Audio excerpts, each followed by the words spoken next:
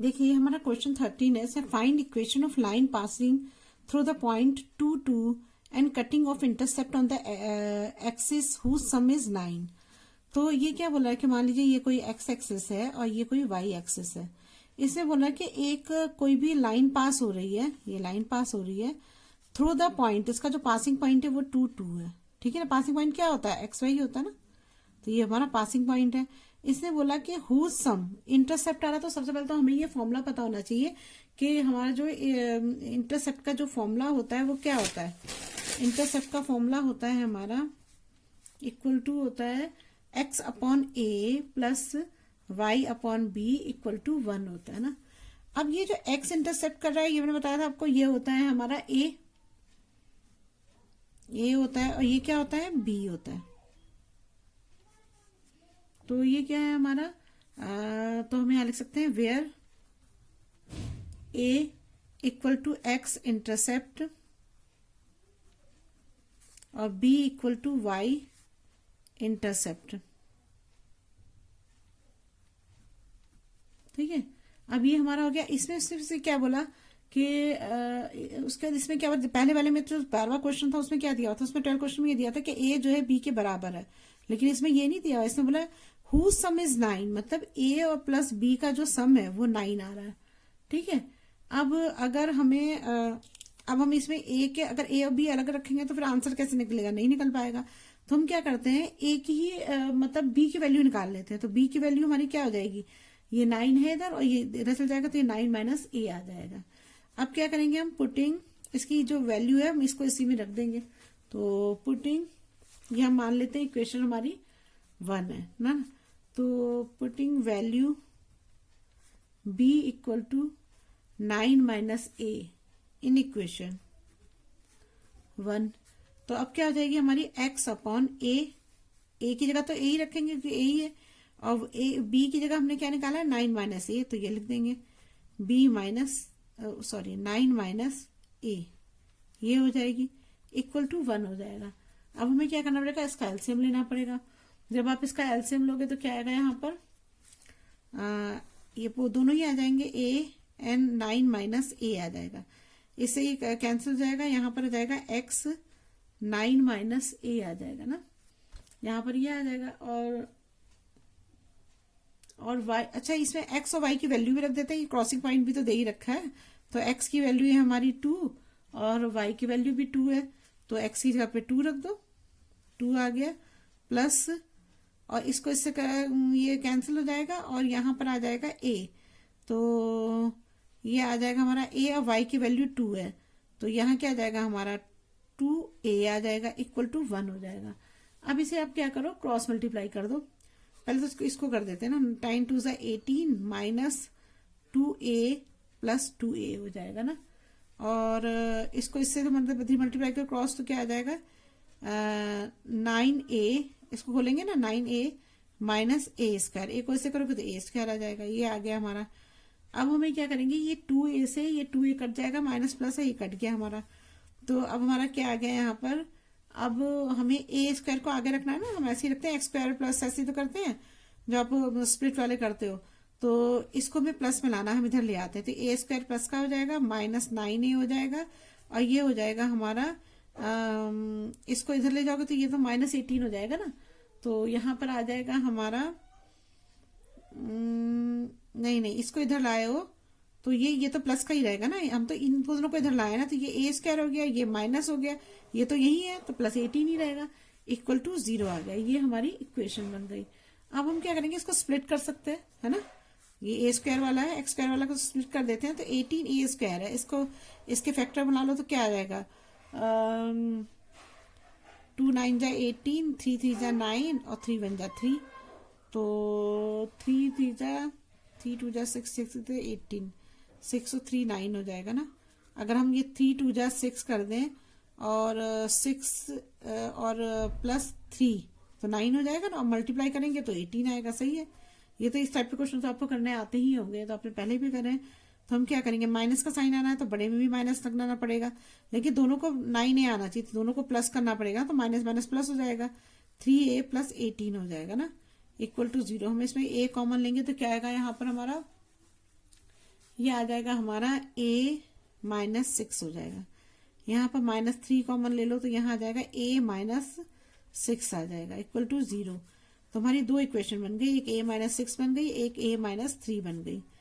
अब a-6 को 0 से करोगे तो क्या आएगा, a इक्वल टू 6 हो जाएगा, और a-3 को करोगे इक्वल टू 0 तो क्या आएगा, a इक्वल टू 3 आ जाएगा। तो हमारी दो इसमें से a की वैल्यू हमारी 2 आ गई ना।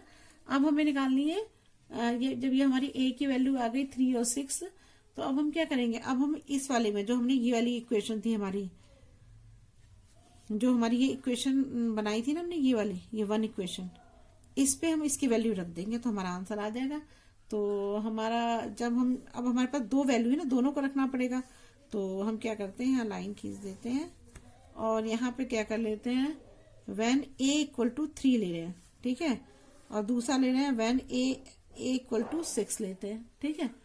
तो अब हमारी लाइन क्या थी, ये वाली थी, x upon a plus Y 9 minus A, ये वाली पहली क्वेश्चन ले रहे हैं, 9 माइनस a इक्वल टू क्या था, 1 था, ठीक है। अब यहाँ पर a की वैल्यू लिख दो तो x अपॉन a कितना है हमारा, 6 है ना, नहीं सॉरी 3, पहले 3 रख रहे हैं, 3 हो जाएगा। अब प्लस y 9 माइनस 3 हो जाएगा,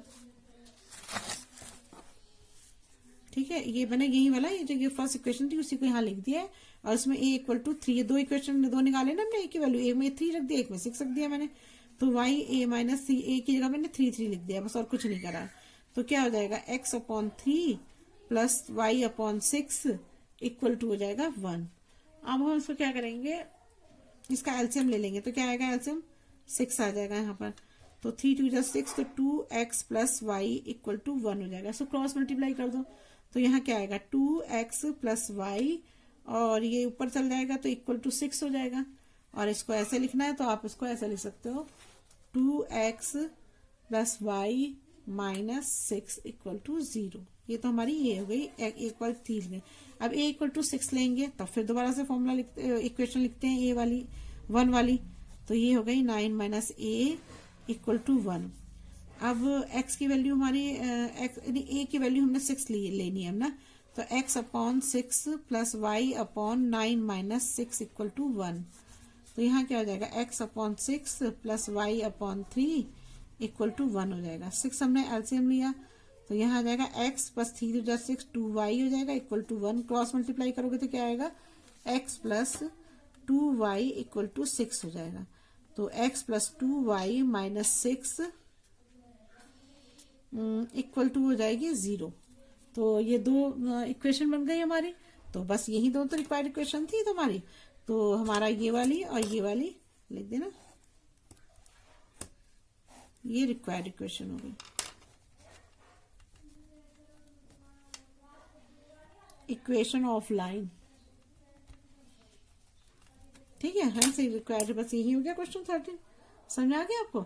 दोनों क्वेश्चन लगभग एक जैसे हैं, बस इन दोनों में यही फर्क है क्वेश्चन में कि इस क्वेश्चन में, वो क्वेश्चन में a और b इक्वल थे तो हमने a इक्वल टू b कर दिया था, और यहाँ पर क्या है a plus b equal to 9 है, ये देखा था समझ, बस यही फर्क है, और तो क्वेश्चन सेम ही है। चलिए अब नेक्स्ट करते हैं 14। देखिए अभी क्वेश्चन 14 है, find the equation of line through point 02 making an angle 2 pi upon 3 with the positive x-axis. Also find the equation of line parallel to it the crossing and y-axis of a distance of 2 unit below the origin. सबसे पहले तो आप ये समझो कि कोई भी हमें ये मान लीजिए ये कोई x एक्सिस दे रखा है और ये y एक्सिस दे रखा है, इस पे ये एक लाइन जा रही है, इसका जो क्रॉसिंग पॉइंट है वो क्या है 02 है, ठीक है। उसने फिर बोला an angle 2 pi with the positive x axis, x axis ये होगा, x एक्सिस पे एंगल बन रहा है। अब पॉजिटिव साइड का मतलब ये होता है कि इधर से इस साइड में, मतलब इस साइड में बनेगा एंगल, और अगर ये नेगेटिव साइड दिया होता तो ये वाला एंगल बनता है, ये वाला बनता हमारा, लेकिन हमें पॉजिटिव साइड दिया तो हमारा ये वाला एंगल बनेगा। समझ आ गया आपको? और एक्स एक्सिस पे है तो यही बनेगा। समझ आ रहा है? अब find the equation of line parallel, line parallel to it and crossing the y axis of a distance of 2 unit below the origin.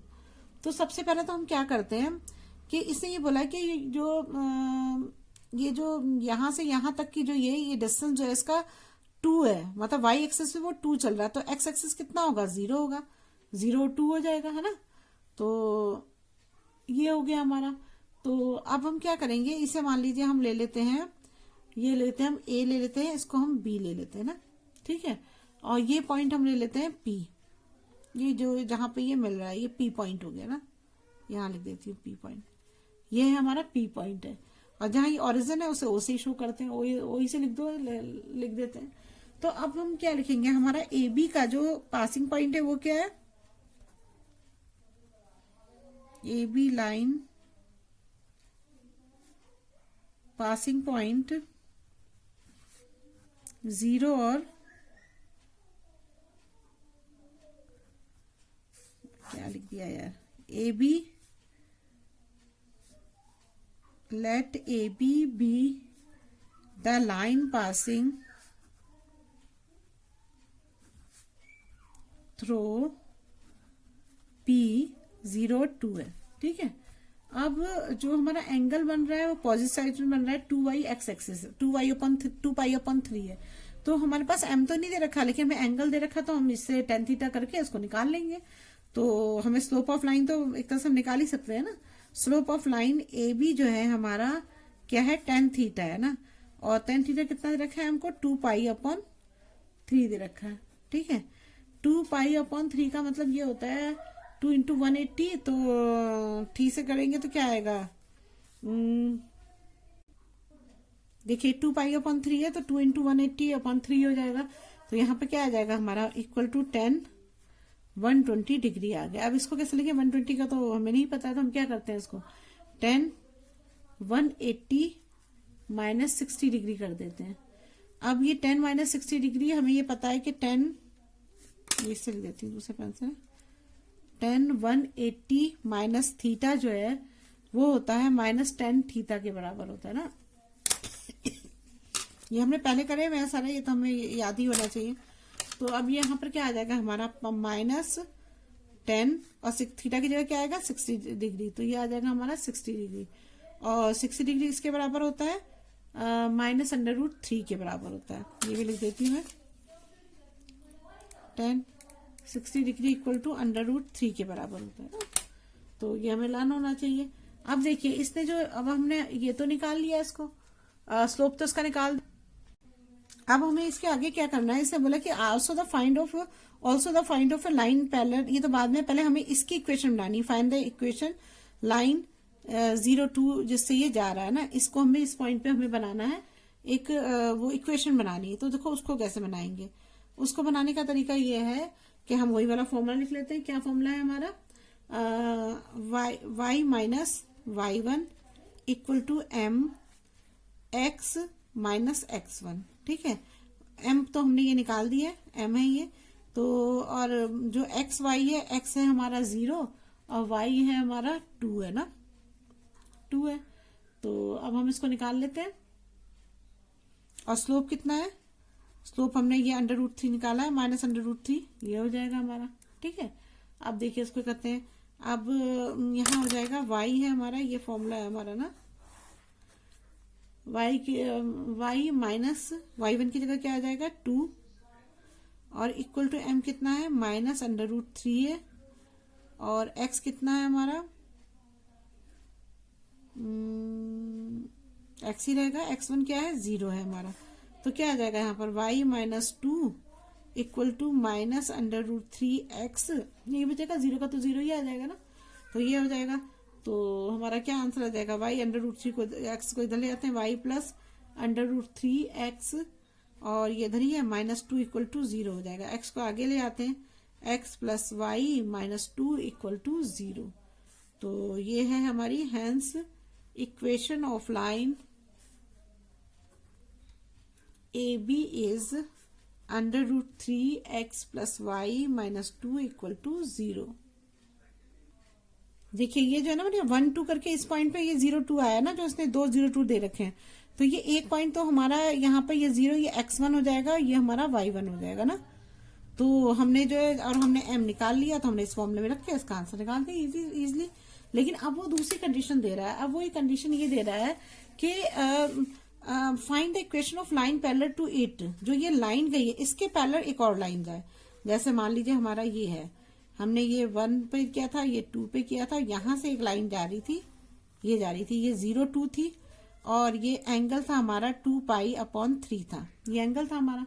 तो ये कहना चाह रहा है कि इसके जो है मतलब इसके ही पैरेलल में एक लाइन जाएगी जो 2 unit below the origin, origin जो है ओरिजिन हमारा ये है उससे 2 पॉइंट नीचे। तो मान लीजिए 1 पॉइंट ये है तो ये -1 हो गया, ये -2 हो गया, मतलब ये वाला पॉइंट होना चाहिए जो कि 2 पॉइंट नीचे जा रही है। तो इससे एक लाइन जा रही है ऐसे, तो ये लाइन हमारी ऐसे जाएगी ना, ऐसे चल जाएगी, ये इसके पैरेलल जा रही है, वो ये कहना चाह रहा है। तो जब ये 2 पे जा रही है तो जैसे ये 0 2 था तो यहाँ पे क्या हो जाएगा 0 -2 हो जाएगा, है ना। तो ये पॉइंट हम ले लेते हैं, ये पॉइंट हमने P माना था ना, P था हमारा, इस पॉइंट को हम R ले लेते हैं या Q ले लो जो भी मर्जी है, मैं R ले लेती हूँ, चलो R ले लिया, ठीक है। ये था हमारा A और B था, इसे हम C और D ले लेते हैं, ठीक है, ये ले लेते हैं। तो अब हमारे पास, अब हमें इस इक्वेशन की वो निकालनी है, इस लाइन की इक्वेशन हमें फाइंड करनी है ना। तो अब उसके लिए हम क्या करेंगे, स्लोप, एक चीज मैंने आपको ये बताई थी पहले कि जब दो पैरेलल लाइंस होती हैं, ये आप इंट्रोडक्शन पार्ट में आपने देखा होगा कि अगर दो पैरेलल लाइन होती हैं तो उनके स्लोप भी सेम ही होते हैं, जो ए बी का स्लोप होगा वही सी डी का स्लोप होगा, ये हमें इस बात को ध्यान रखना है। तो हम यहाँ लिख सकते हैं सेकेंड उसमें कि ये हमने पढ़ा हुआ है ना, तो ये तो हमें लर्निंग, ये तो पता ही होना चाहिए कि वी नो दैट, ये तो हम जानते हैं कि वी नो दैट, क्या जानते हैं कि दैट 2 लाइन्स आर पैरेलल, अगर 2 लाइन पैरेलल हैं, parallel their slopes are equal,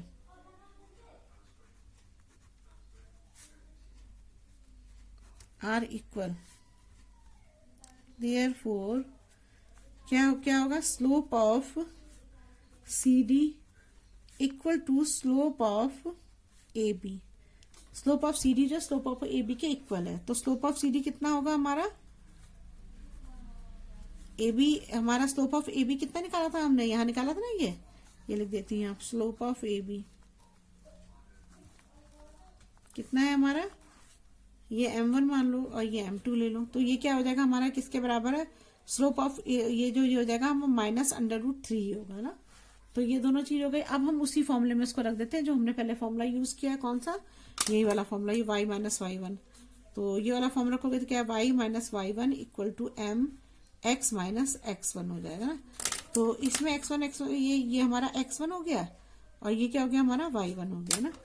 तो लिख देती हैं x1 इक्वल टू 0 और y1 इक्वल टू -2, है ना। और m इक्वल टू कितना हो जाएगा, m इक्वल टू हो जाएगा -√3, m2 ले लेते हैं ना, m या m2 मत समझ लो कि m2 ये m2 हो गया और ये m1 हो गया और ये नहीं, ये m2 हो गया और ये m1 हो गया, ठीक है। तो हमने m1 और m2 बराबर है ना, तो हमने ये लिख दिया।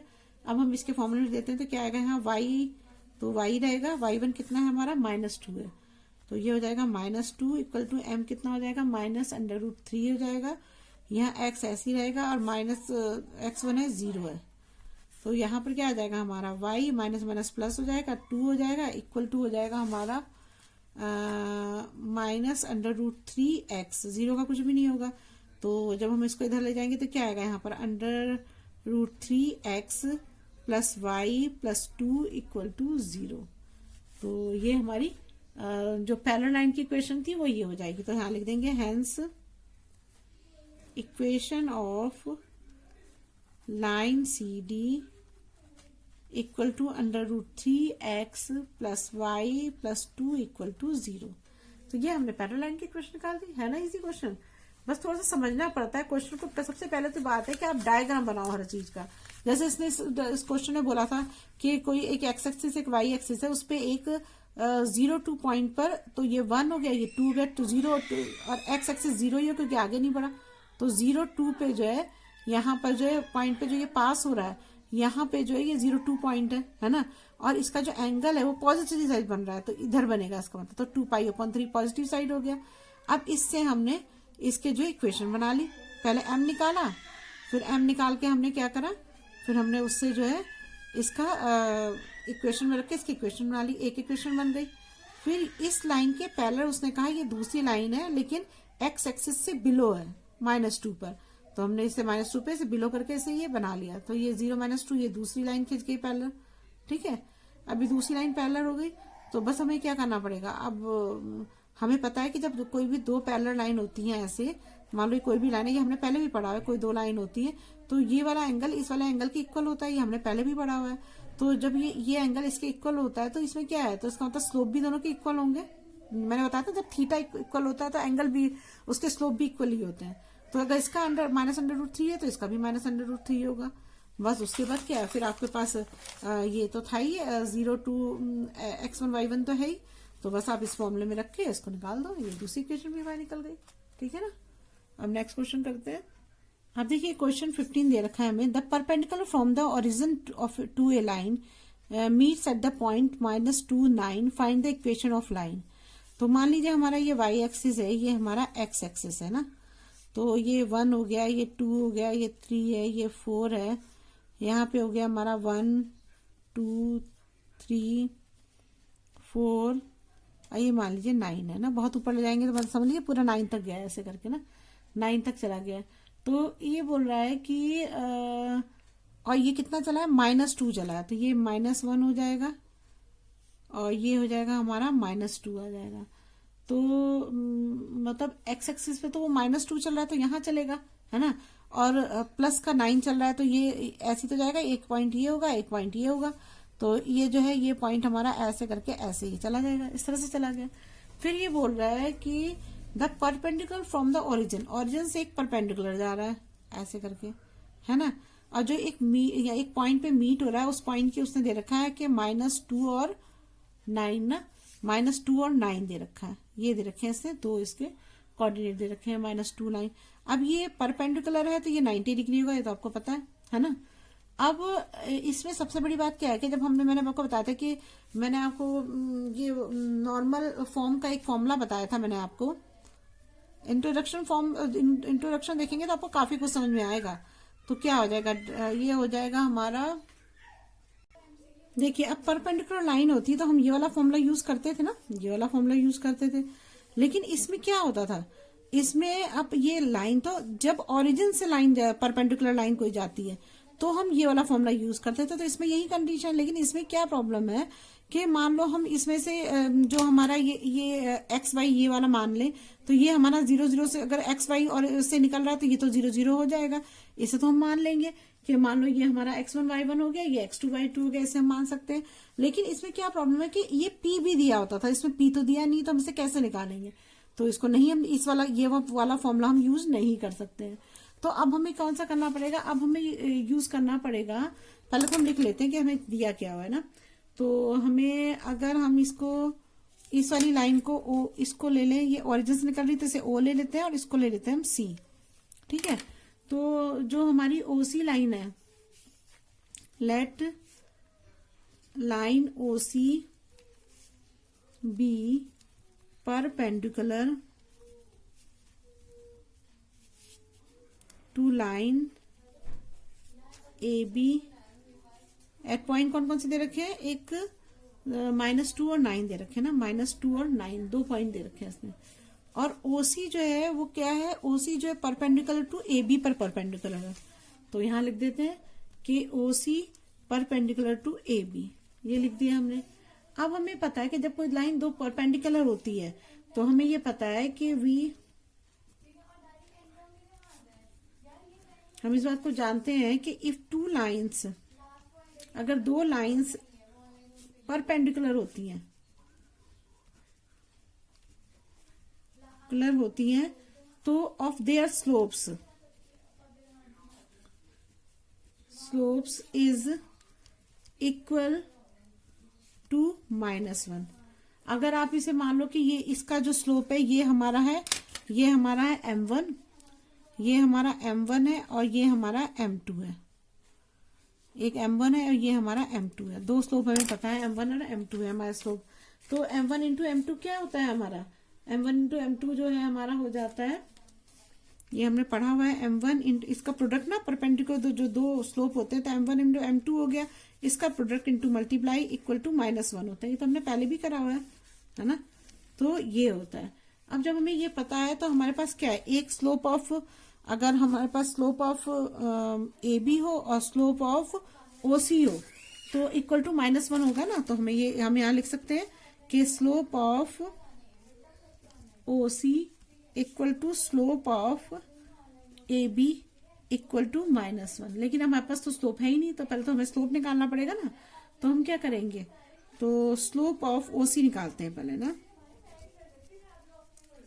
ओ सी है तो क्या होगा, इसके पॉइंट दो रखे हमें, एक पॉइंट दे रखा है 0 और 0 दे रखा है, दूसरा ये 0 0 एक पॉइंट है ना, और दूसरा पॉइंट दे रखा है -2 9 दे रखा है जब ओसी का निकाल रहे हैं। तो ये क्या है हमारा -2 और 9 है, ये दे रखा है हमें ना। तो इसको हम मान लेते हैं x1 y1, मैं इसी के ऊपर ही लिख दे रही हूँ ना, ये x1 है, ये y1 है, ये x2 है, ये y2 है, ये हो गया। तो हमारा फॉर्मूला जो है वो क्या है, पहले हम m स्लोप ऑफ ओसी वाला फॉर्मूला लगाते हैं ना। तो m का फॉर्मूला क्या होता है, m का फॉर्मूला होता है m इक्वल टू होता है y2 minus y1 x2 minus x1 होता है ना, यही तो होता है फॉर्मूला। तो इस फॉर्मूले में हम रखते हैं, ये हमारा है स्लोप ऑफ ओसी है।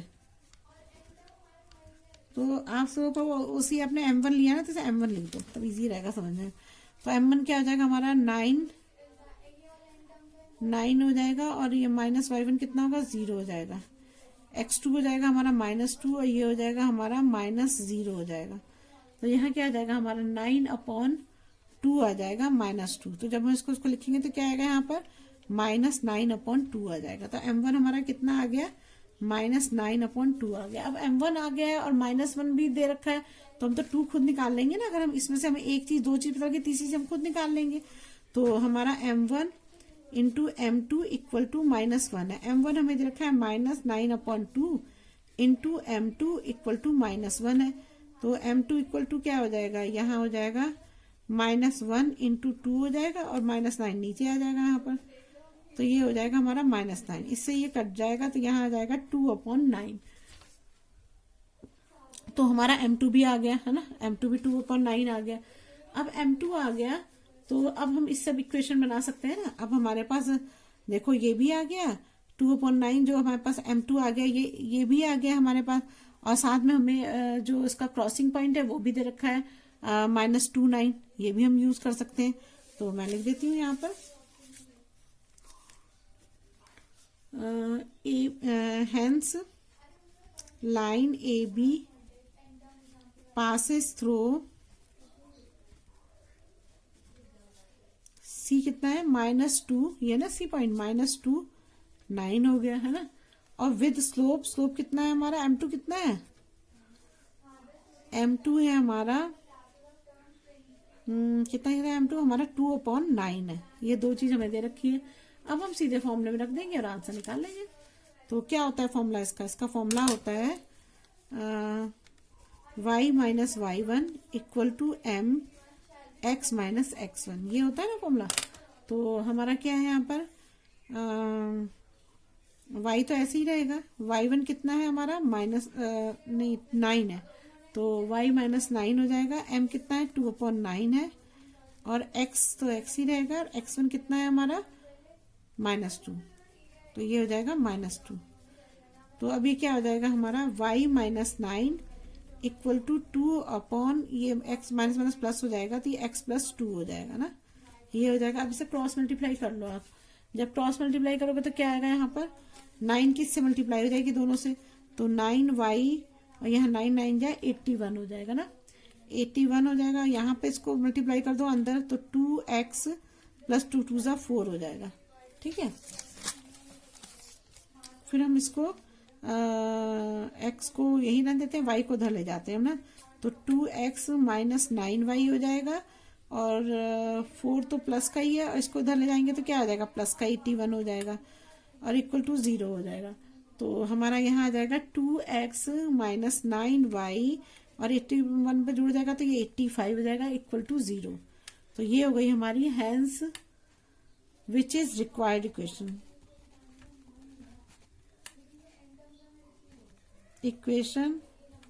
Of A B. बस यही हमारा आंसर हो गया है ना, इजी क्वेश्चन। देखिए बहुत बहुत बस क्वेश्चन को जैसे से देता जाता ना वैसे बनाते रहो। बस हमें क्या बोलता है, कोई एक्स एक्सिस ले लो, एक वाई एक्सिस ले लो। उसमें उसने बोला कि कोई एक लाइन जो ओरिजिन से निकल रही है और जो परपेंडिकुलर है उस लाइन के, उसका पॉइंट दे रखा है -2 9 दे रखा है। तो हमने क्या करा, हमारे पास अब जब हमारे पास सिर्फ यही दे रखा था तो हमने क्या करा, ये ओरिजिन से निकल ली तो ये दोनों ये पॉइंट 0 0 हो सकते हैं, XY 0 0 होगा यहाँ पर। और हमने M1 और M2 हमने फाइंड कर लिया। और जब कोई परपेंडिकुलर लाइन होती है तो M1 into M2 equal to -1 के बराबर होता है। तो हमने M1 निकाल दिया, उससे हमने M2 निकाल दिया। और जब M2 निकाल दिया तो हमने बस इस वाले इक्वेशन में जो हर बार हम फॉर्मूला यूज कर रहे हैं इसमें वही फॉर्मूला यूज करके हमने इसकी इक्वेशन बना ली। चलिए अब नेक्स्ट करते हैं। देखिए इसमें ये हम इसे y एक्सिस लेते थे, इसे हम x एक्सिस लेते थे, है ना। लेकिन इसने इस बार क्या बोला है कि जो ये x एक्सिस है इसको तो आप c से डिनोट करो। तो इसे हम जो है c से डिनोट करेंगे। और जो ये हमारा y एक्सिस है इसे बोल रहे हैं ये l से डिनोट करो ना, l से डिनोट करो। क्यों कह रहे हैं, क्योंकि इसने बोला है कि l जो है जो लेंथ ऑफ जो है उससे तो कॉपर रॉड है, मान लो ये कोई कॉपर रॉड दे रखी है तो इसकी जो लेंथ है उसे वो एल से सेंटीमीटर में शो कर रहे हैं। ये जो सेंटीमीटर में इसकी लेंथ हो गई कॉपर रॉड की। और एक है linear function of its Celsius, इसका जो टेम्परेचर है वो linear function of its Celsius temperature को सी से शो कर रहे हैं। तो जो इसमें ये लीनियर फंक्शन से मतलब ये है इसका कि जैसे मान लो कि कोई भी कॉपर रॉड है तो अगर उसका टेम्परेचर बढ़ाया जाता है तो वो क्या होता है, फैलती है ना, उसकी लेंथ बढ़ेगी ना। मतलब अगर C बढ़ेगा तो L भी बढ़ेगा, ऐसा है ना। अगर उसका टेम्परेचर बढ़ता है, सेंटीग्रेड पे टेम्परेचर बढ़ता है तो क्या होता है, उसकी लेंथ भी बढ़ेगी। कोई भी चीज गर्म करते हैं तो क्या होता है, उसकी लेंथ तो बढ़ती है ना। तो वही चीज इसमें ये बता रहा है। तो हम इसको ऐसे लिख सकते हैं कि जो एज्यूमिंग करके लिखते हैं ना, assuming C is along x axis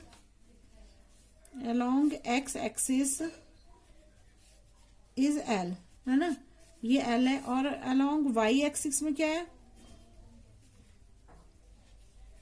is नहीं, x axis तो C है ना, सॉरी C है। और जो उस पे दे रखा है वो क्या है, L है। y axis पे L दे रखा है। और जो हमें 2 पॉइंट्स दे रखे हैं, 2 पॉइंट्स है जो हमें गिवन है ना, गिवन है वो कौन से है। पहला है हमारा जैसे मान लीजिए कि ये कोई ऐसा से जा रहा है तो इसमें इन्होंने 2 पॉइंट हमें दे रखे हैं। एक पॉइंट दे रखा है हमको temperature in the experiment when C equal to 20 x in the terms of a form. तो हमें ये 2 दे रखे हैं ना। देखिए अगर मान लीजिए यहाँ जैसे ये दे रखा है 124.942 है और दूसरा दे रखा है C20 दे रखा है, दूसरा L 125 134 C10 दे रखा है। ये 2 पॉइंट दे रखे हैं ना। तो जो ये हमारा पहला पॉइंट है ये है हमारा 20 और है 124.942 है। और दूसरा पॉइंट है हमारा 110 है, 125.134 है, ये दे रखा है ना। तो यहाँ मैं लिख देती हूँ इसको। तो ये हो गया हमारा 20 124.942 है। और दूसरा पॉइंट है हमारा 110 125.134 है, ये दे रखा है। तो जब हमारे पास 2 पॉइंट होते हैं तो हम कौन सा फॉर्मूला लगाते हैं, तो फिर हम ये वाला फॉर्मूला लगाते हैं ना, y minus y1 equal to हो जाएगा y2 minus y1 upon x2 minus x1 x minus x1। ये तो आपको पता है जो m नहीं हमें दे रखा है ना, तो m की जगह तो हम यही फॉर्मूला लगाते हैं ना, y2 minus y1 x2 minus x1। तो मैंने ये m की जगह बस ये लिख दिया, यही करा है और तो कुछ नहीं करा है। तो अब हमारे पास जो ये फॉर्मूला दे रखा है इसमें ये बोलना चाह रहा है कि जो एक्सप्रेस l को c की टर्म में एक्सप्रेस करो, ये चीज बतानी है। जैसे c की टर्म में एक्सप्रेस करना है तो हम क्या करते हैं, तो मतलब जो l इक्वल है वो यहाँ पर c की टर्म में यहाँ पर शो करे, ये चीज दिखाना है हमको। तो अब देखो हम इसे कैसे करेंगे। तो जो हमारे जो ये 2 पॉइंट दे रखे हैं, देखिए यहाँ पे जो क्वेश्चन दिया हुआ है इसने कि when express l in terms of c, तो इन टर्म्स ऑफ c का मतलब क्या हुआ कि मतलब l का जो है जैसे मान लो कि हम कोई भी वैल्यू ले लें, मान लो यहाँ पर हम 2 + 10 ले लें, तो L इक्वल टू क्या आ गया, 12 आ गया। तो L के बराबर 12 है ना, ऐसे L इक्वल टू मतलब L को जो है C की फॉर्म में मतलब हमें इसको C की टर्म्स में हमको एक्सप्रेस करना है, ये चीज ये बोल रहे हैं। तो हमारा जो यहाँ पर ये हो जाएगा, ये हो जाएगा हमारा x1 हो गया, ये हो गया हमारा y1, ये x2 हो गया, ये y2 हो गया, और L और C की फॉर्म में निकालना है।